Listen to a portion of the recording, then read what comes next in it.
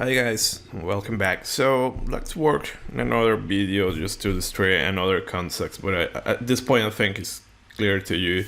But I want to show you in this case also I have just coming back to the previous video where we talk about rectangular wing, tapered wing, and twist angle, but I didn't mention about this compound taper wing, which probably it is approximation to the elliptical one, and let me show you the shape. So basically to do this, what you need to do is just divide it in several sections and see that slowly you are approximating a semi-ellipse. Okay, so see here that you have that shape, it's straight in the leading edge, but probably you can adjust it a little bit more, and then also will be an ellipse here. Okay, so these are these compound taper or semi-ellipse or elliptical platform. So if you look at the lift distribution as we were talking in the previous video and you start to adjust, you will see at the end you are going to arrive to an elliptical. We know that they have several problems this wing from the point of view how to manufacture that and maintenance and everything. So we prefer to have a simple taper and playing a little bit with twists, ideal values. You can get to a very good distribution. To mention here that if you go into the one definition, look at that, you just need to add many there. You just need to add there many sections, and then you just play around with the core. I think I already showed another video that, for instance, you want to add winglets, you add another section, and then this is the angle that you change. So for instance, let me put here 70 degrees, and then you have it there. But to capture this effect of winglets, and we know that the winglets would reduce that tip vortex and everything, modify the lift distribution, you need to use the lifting line theory. The one that is implemented here doesn't capture this effect. You need to use vortex lattice or Panet method. I recommend you to stick to the vortex lattice method. So that's what I wanted to show you here just before the starting, to show you another type of analysis that you can do in batch mode. So far, and let me pick up one wing now, and I will pick up this one, the rectangular, just for the sake, but the same will be for every wing. So far, recall that when we define the problems, and this particular one is, you go back to the case, if you go back to the case where we define this exercise and many other exercises that we have talked about, I always giving you some parameters, okay, and then I give you this maximum cruise speed, okay. So that is already a very good indication to design. But in reality, when you're designing a new wing from scratch, you don't know this value, you don't know the power requirements of the engine, anything. So as you can guess, you need to run a parametrical design for different velocities, different angles, okay. So that's what I want to show you. So far here we have been doing like this analysis, and you know that value is this fixed one, and you put 50, and then you compute, you have tapered, different Reynolds and everything. But what if I don't give you this value and you need to do some trial and error? So it's clear that you can come here and then run 60, 70 and do all that stuff, but there are easier ways because we can parameterize that. So let me show you the first one that you have here, type 2, type 4, type 5. This one is just better side slip, we're not going to use, but you will get the idea how it works. So fixed lift, what we do is just we define a weight, and then the lift is fixed. Now it's going to run the program with the different velocity values and angles. So see that this I don't know why this is an error here. This is the angle, and this here should be the side slit. Okay, this one leave it to 0. So as you set up this one, it's very important that you need to define also the inertia, the mass of the body. So as you go into the inertia, by default, you have something like this. Okay, so as you try to run it, it will tell you that there is no inertia mass defined.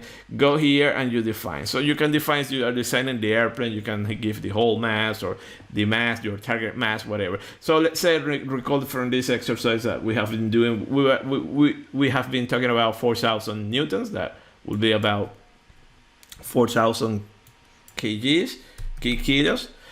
And that is our target mass. Okay, this is a force that we need to generate. So leave the position of the COG here. Okay, we also showed that in a previous video, and save. So see that now we have a target mass. So it's saved with automatic name. By the way, I'm going to run using the vortex lattice method. Okay, for easiness, because I don't want to regenerate those polars. And so just to recall, you go here in edit analysis and see fix leaf, okay, and then you need to define your target mass, and pretty much that's all. Is you have location CG, you can define that. In our case, we're not doing any stability, so leave it like that. So you define that, and pretty much see that when we define the fixed leaf, see that we can run for a sequence of angles. Okay, so let me go before running, and just to bring back here, I will come in here to the Xfoil, the XFLR5 site, and just to point out that you have here some very good presentations. So this is the developer, and I will open this theoretical overview just to refresh your memory about something. No, it wasn't this one. So okay, this one. Okay, yes, this one and the second one, we have some brief presentation, but just to refresh it. So the idea that these potential methods, what you are putting there, it's generating circulation in the wind, and then there are different methods to take into account all that circulation. So we have seen the LLT method, that is one, and in XFLR5 you have two additional methods, BLN and panel methods. And just to clarify what is going on, okay, is that here in the LLT, what you do is that in each section you have the 2D information of the airfoil, and we have one single bound vortex, and this is what we have. Okay, for each section you have the vortex bounded, and it's doing like this, and then you are just integrating or interpolating the properties. In the VLM method, you need to do so all the data is 2D. Here the data now is 3D. So this, you see that why this one doesn't take into account these winlets or sweep angle effects, okay, because it's everything is coming from the geometry. So you will need from the 2D airfoil, so somehow you will need to add some corrections here. As you have the actual geometry, you will take into account all those effects. So what you are doing is that the VLN, it takes only the camber line of your airfoil, okay, it's in surfaces, so that's why you don't see all the surface of your 3D design, just the camber line. And what you do is that we saw in the panel method, you add here your source, your vortex or whatever, create circulation, and then just compute the influence of each panel in the whole surface, and that's it. Okay, and the panel method is something similar. Okay, in the panel method you have now the whole surface. Okay, all this method BLN and the panel method, so right here, because they have limitations, implementation, but also from the theory. So here you have a very nice references to know a little bit, but generally speaking, BLM panel methods, you can do the whole geometry, okay, the whole stuff. You can take the influence of the tail and everything. BLN is just one wind. You add some corrections, and so you can add the elevator by adding the correction of the downwash, but that's all. So I just wanted to refresh that, so I invite you to come here. This is a very nice representations explanation. So we're here and we want to see different modes. Okay, so we are already familiar fixing the velocity, so let's run this one, which was to refresh the define analysis, fixed leaf. We define the leaf here. See that we're running in basic as well, just to stress I don't want to compute the corrections from the 2D analysis. Okay, so if I press here, we're ready to go. So analyze and see that it's running, and I have a solution. Okay, so see that it run many computations, these angles here, and see that I have for different angles the target leaf 4000. So let me change this color here and put this one. So this is what it's telling me. All these angles we have fixed that we have fixed that leaf. But what is changing here, so here you don't see anything, that constant line, but let me modify this plot here. So I have a 4 plots view, and I go here, define. I want to see now in functions velocity, because that is the other component that is being modified. So if I go here and I look at CL, this is what is happening. So with the blue line, that the one that we're looking. So see that the previous one, the green one, was fixed velocity and you have all the angles. Here what we have now is a velocity changing and the angle of attack is changing. So the solver automatically is computing, is setting the velocities to produce this leaf. Okay, and this is the expected behavior. So remember that we increase velocity. Okay, I will, instead of this value, let me put here the actual force. So it would be F set. Okay, sorry. Okay, so yeah, it's constant. So see that for each one, constant, and what we're changing is the velocity, and we have a dependence velocity because for that one it's also changing the angle of attack. So let me come here and let me go here and I will select again here. I will say y-axis, show me velocity, and this one show me alpha. And this is what we have in function. So see, this is constant and these are all the angles that you tested. In this one, see that velocity is changing and it's testing all these angles. So it's clear that for each combination we're going to have different behaviors, right? But we're fixing, for this combination, we're fixing the leaf force. So this is just telling me here, so if you go, for instance, at an angle of attack of 2 degrees, you need to fly at this velocity. Okay, so in our design condition, it was 50, the one that I gave you. So you cross-reference here, you see that is that angle that we talked about, 1 or 0.8. But here now you have different combinations. So it might happen that you're designing your wing, but still you don't know their engine. So you go to the manufacturers, and probably the engine that the manufacturer is proposing produce a lot of power, so you can get higher velocity. So here you have all the all the possible values that you can use to produce your target lift. So for instance, you want to go faster. So for instance, you want to give the maximum power that this engine can produce, probably will be, let's say, 70. So at 70, you know that you need to go a little bit negative, but it's still okay. It's producing, remember our goal is producing your lift. Then you will cross-reference with the drag. Okay, so we have the curve here, okay, and you can just check the drag, how much drag you are producing. So ideally also at your cruise condition, what you would like to have is also the CD0 or CD mean in your polar. See that here this polar is achieved by a CD0.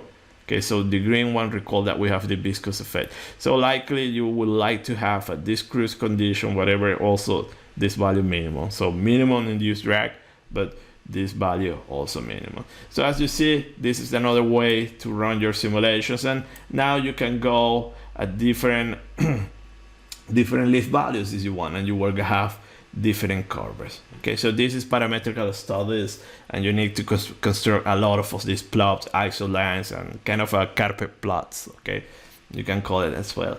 So let's move. So you get the idea, parametrical studies. This is why we want to use also these solvers that are very fast and accurate. Okay, well, in good hands are accurate, because doing all these curves and everything is very time consuming. As you use CFD, as you go also for experiments, it can be time consuming, energy consuming, okay, and also expensive, because probably you need to change models, and changing those models can be very expensive. Okay, so this is one model way to do it, and let me show you the other way to do this parametrical study. That in this case we have 3 variables, okay, that will be angle of attack and velocity and XFLR automatically, you know. So it will compute I think, I don't recall, but it put a minimum value in the velocity. Actually, velocity cannot go negative, so probably will be 0 or close to 0, the minimum velocity, and then it will keep going on until a maximum. Don't recall, probably the maximum will be defined by compressibility or something like that. Don't recall that, but I haven't used that option. So let's do the other analysis. So let's open analysis again and define a new analysis. So the new one is this one, fix type 4, where we fix the angle of attack. So as you can guess, you will say here, fix your angle of attack. So let's say that I want to fix it to one that kind of corresponds to this condition there. Here, we don't need inertia, you can leave it, but we don't need it, okay? We save and see what the difference here is now that we're free to play with the velocity.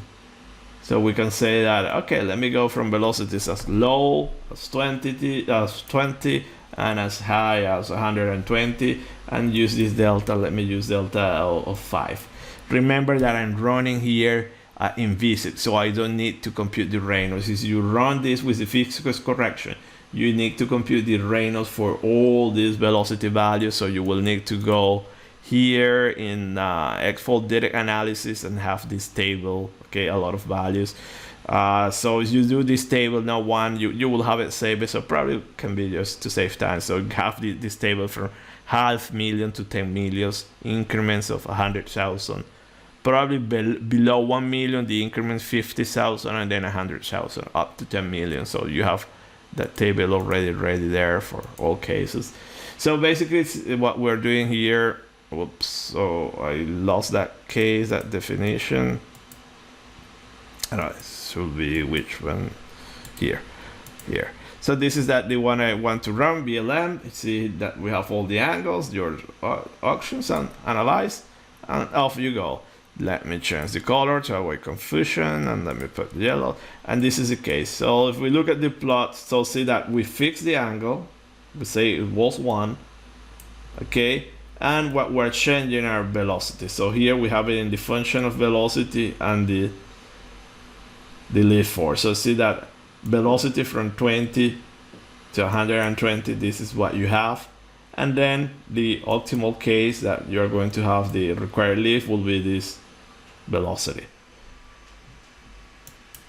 Okay. And here we don't have the values, and so on. You can proceed. So for instance, now you can go and do a new one of this one, and I want to do it at 0 degrees. Analyze, and you start to construct all those ISO lines now that each one will represent a different velocity, and you're going to construct very complex plots here. So usually when you go in design books, airplane design, you will see all these plots are very complicated, a lot of ISO lines, many carpet plots and that stuff. So let me add another one that I want to do it at 2. So see that we fix angles, change velocity, and you will have all the possible combinations. I want to remind you also, let me go back here, that things can get very complicated because also you have the aero data. So you can rerun now the same angles, different density. So now you're going to see the influence now of density. Lower densities, you will know that you will have some corrections.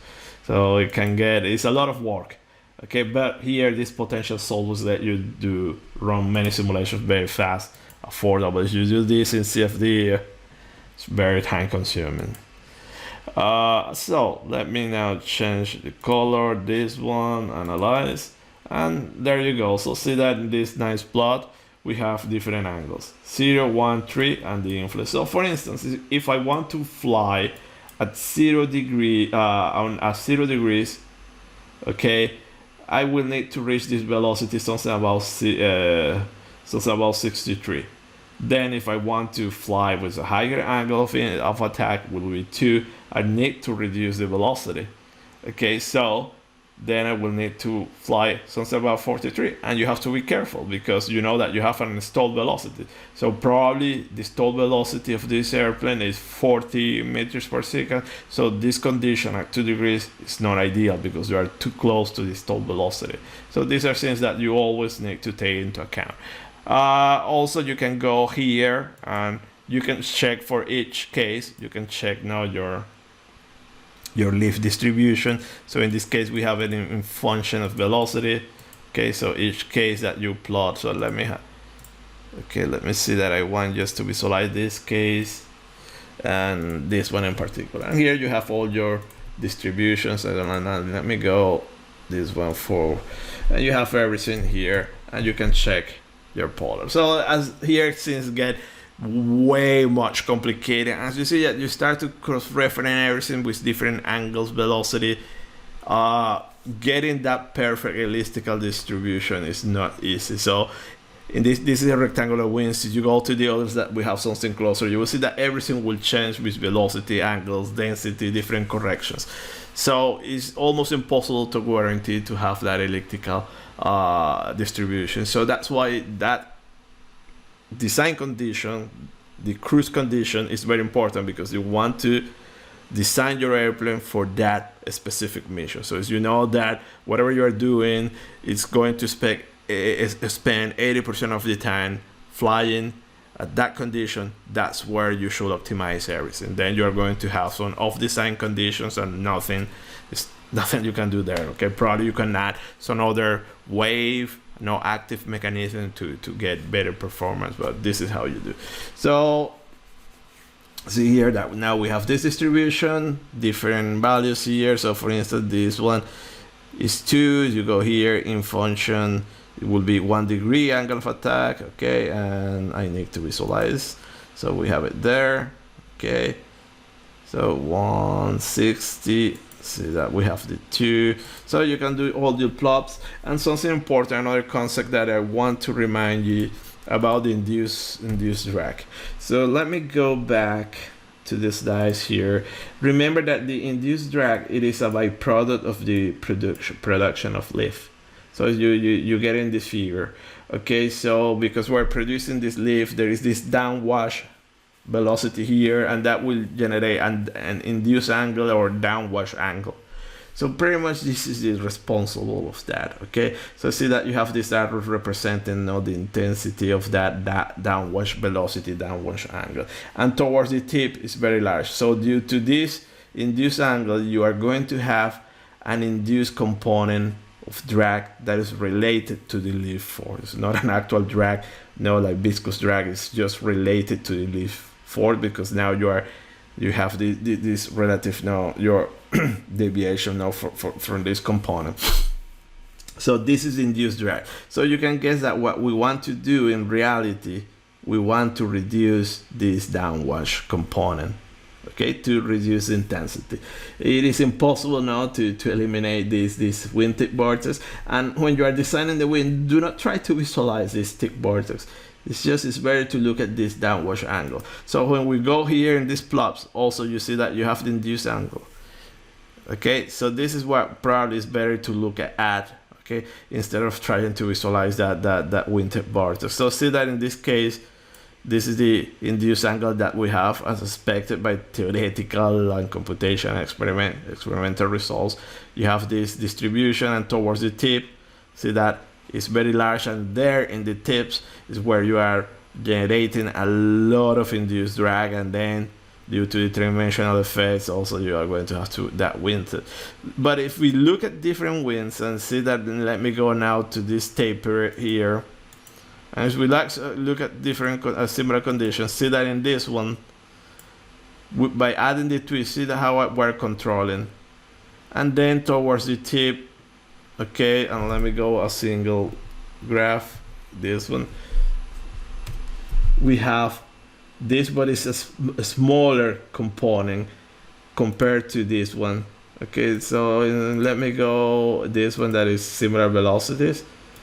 And see that this one is something 2, is something large, it's about 2, okay, until 4, let's say that is about 20% of the wingspan.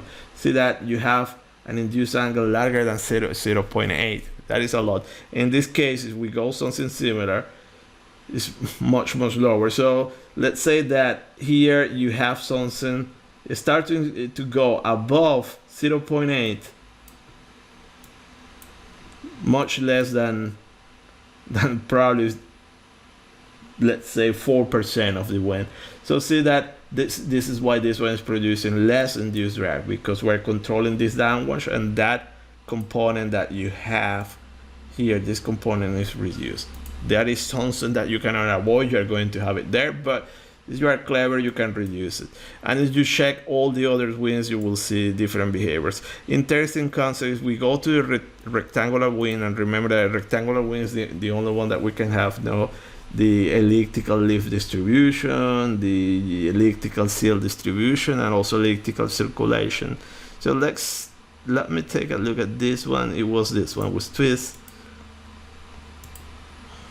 Okay, and let me pick this one, and see that if we start to look at local lift, this is very nice. Elliptical, CL elliptical is not here. What we would like is to have something uniform, to have the uniform downwash. Remember, the elliptical wind will give you a uniform downwash, and this is what we have. But see that it's uniform, and then here it grows, and it's quite large. So see that we approximate very well that elliptical behavior here in one part, but towards the tip now it grows a lot. And then comparing with the other wing, the taper here. Okay, so let me take the image to do that comparison and see how bad or how good it is here. So as I go now here,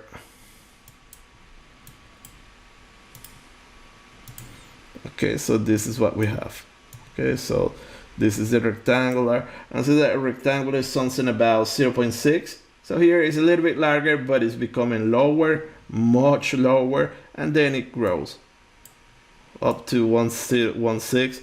So as you start now to measure here, you will see that this one will give you lowest induced drag.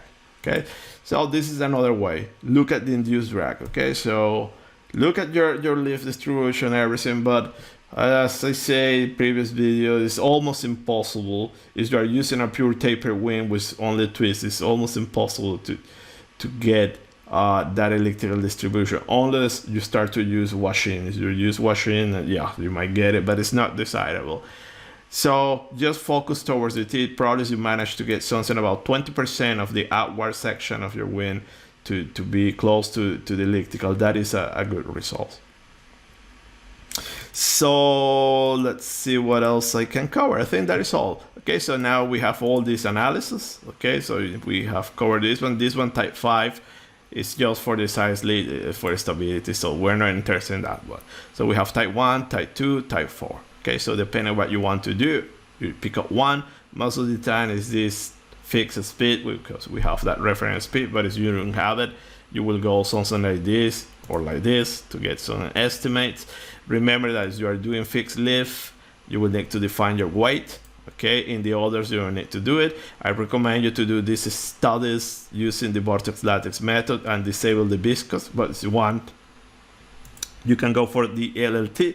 If you use the LLT, remember that you need to have all the polars for the possible combinations of Reynolds numbers that you will cover in your win. So I guess that's all. Okay, we covered a lot. At this point, you feel free to play around, and maybe in the future we'll prepare some other videos if I get some requests. So thank you for your attention. See you next time. Bye.